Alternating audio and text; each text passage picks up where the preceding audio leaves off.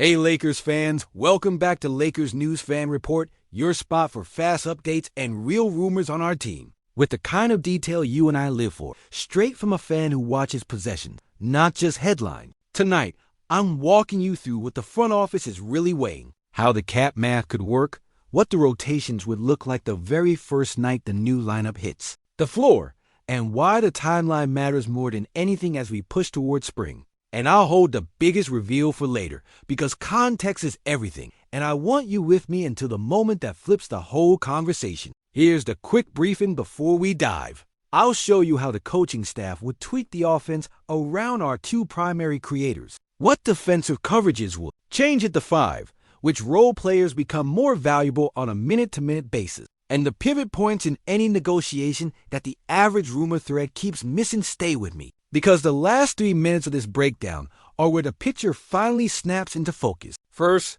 let's be honest about the energy around this team, right? Every game feels consequential, not because of panic, but because we finally have a clear identity again. Tempo control when we want it, crunch time reads in the hands of the best decision makers on the floor, and supporting pieces that actually complement star skill sets instead of duplicating them. The reason this conversation even exists is simple. When you have a chance to stack an elite rim protector who can flip a series on the defensive glass with a generational lead creator who manipulates the floor like a chessboard, you take the call every time. And that's why the noise has been building all week, not from fan fiction, but from the reality that timeline, contracts, and front office changes in other cities can open doors that looked welded shut a month ago. Now, let me walk you through the basketball first, because if the ball and the geometry don't make sense, none of the rumor mill talk matters. Imagine a lineup where the primary engine can pace his way into pick and roll without needing a screen set,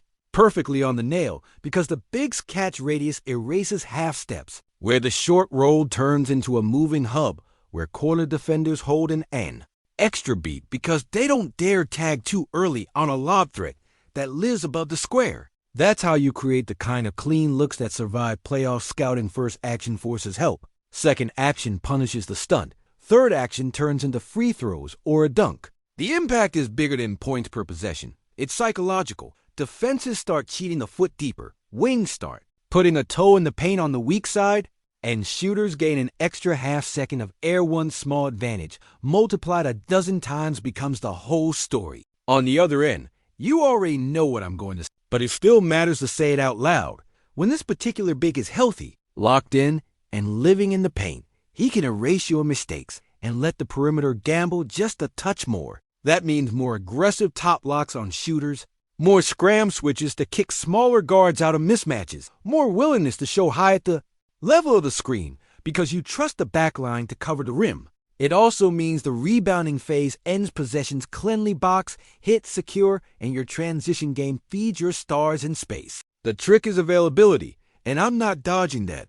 I'm saying coaching plus minutes discipline, plus a rotation that protects the big's lungs can turn February into April without falling apart.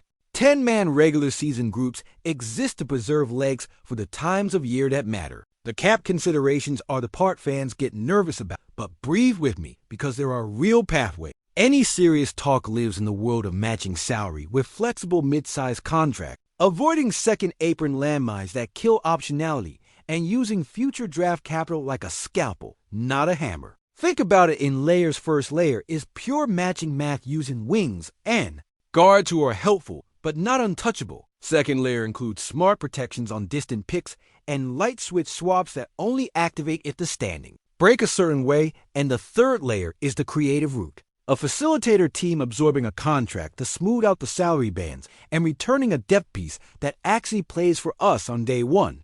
None of this requires mortgaging the soul of the roster, but it does require discipline and a willingness to walk away if the price steps over the line from bold to reckless. That's where trust in this front office comes in.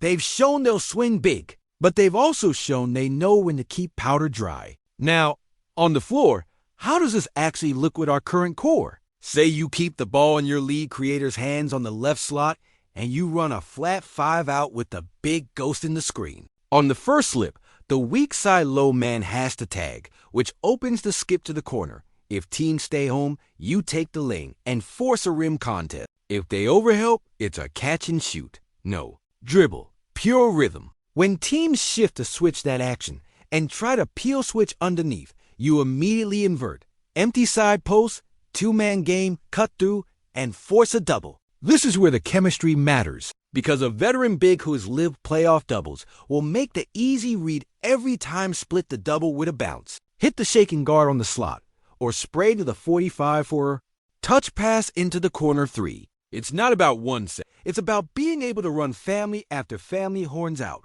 Angle 45, Spain with a twist, delay into Chicago, while keeping the same core principle. The rim is stressed every trip. Defensively, the first week you probably see a conservative menu, drop coverage with late nail help, peel switch on middle drives to keep the ball in front, and a hard rule on the glass, no leakouts unless the rebound is secured. The real tweak comes when the staff starts trusting the conditioning. Then you add the occasional at-the-level show to scramble rhythm guards, and you reintroduce the fake switch that dares teams to attack the big's feet. Because you know he's comfortable flipping his hips and recovering the contest at 8 feet. The downstream effect is exactly what we've been waiting for. Turnovers from rush pocket passes, runouts, and cheap points that win you the third quarter on the road. Timeline matters because the season is a living thing. The calendar after the All-Star break compresses travel and hands you back-to-backs that you can't duck. If you're making a front-court change this significant, you want the RAM to sync with the lightest 2-week stretch of the schedule. And you want the medical plan set at day one activity limits, target minutes, controlled practice, progression, and a March checkpoint that tells you whether to push for the 2 seed or settle for rhythm over seeding. The goal is not a headline. It's a ring. And the road to a ring is health plus habits plus matchups. Bringing this big back into our building only makes sense if the plan touches all three. Let me address the elephant. Yes, availability has been the headline. And yes, that's exactly why the role clarity and minute structure matter. The version of this player who's asked to be everything, everywhere, all at once is the version that ends up on the table for criticism. The version who's allowed to dominate in a defined lane anchor to paint, spearhead vertical spacing, and be the second or even third initiator late in games becomes the nightmare opponent you remember from deep spring runs. Trim the burden, raise the reliability.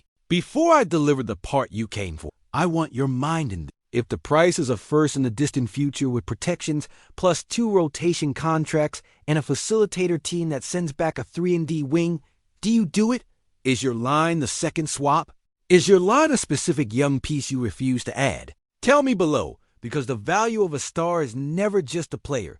It's the flexibility you have left after you move. And I want to know where Lakers fans like us draw that line. All right, here's the moment. The Lakers have positioned themselves to bring Anthony Davis back. And the serious conversations that were theoretical a week ago are now sitting in a very real, very executable space. And no, that doesn't mean an announcement tonight.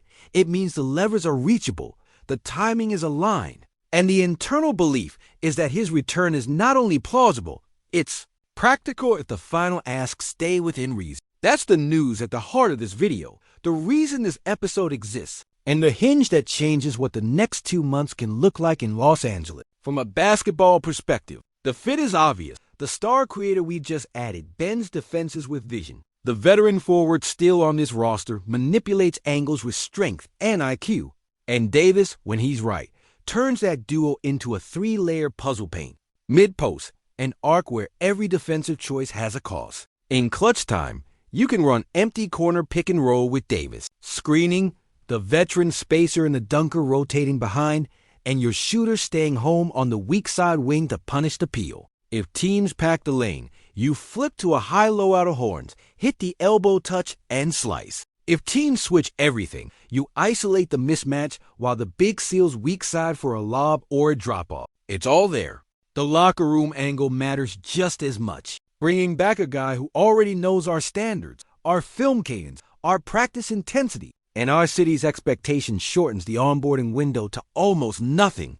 There's history, there's vocabulary, and there's mutual respect. The intangibles translate to possessions, talk on defense, balance in transition, trust late in the clock. And yes, there's pride to heal and narratives to reframe, but rings write the final paragraph on all of it. What matters is whether the team we put on the floor in April can win 4 games against anyone in a 7-game series. And I believe this move pushes us decisively closer. There are risks, and I'm not sugarcoating them. You have to manage the second apron traps. You have to accept that depth gets thinner when you combine salaries. You have to trust your player development staff to squeeze real minutes from your 8th, 11th men. And you have to know that variance shooting luck, whistle swing, minor tweaks can bite you in a short series. But stars win in May and June. And we've seen time and time again that having the right top 3 on the floor with a clear defensive identity and 2 reliable shooters is the blueprint. Even the teams that switch everything